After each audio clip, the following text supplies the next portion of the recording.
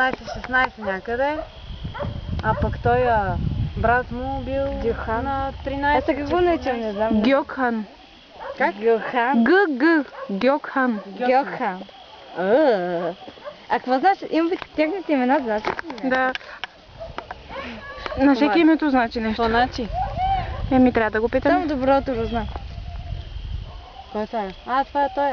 Кой? Суховото. Не го наричаш така, не го Не, наричаш. просто не можа да се сета за името. А той що така се държи? Кой? Защо вика така? Суховото. Кой е суховото дурмуш? Не, казва се... Слънчо. Не. Светло. Светло, да. Кой е Светло? Ами... Наше Светло. Да. Да. Какви въпроси ми задавате? Турчин да са не те с българско име, но няма го казано. Слънчо. Вие Слънчо ли му викате? Да. Или светлина.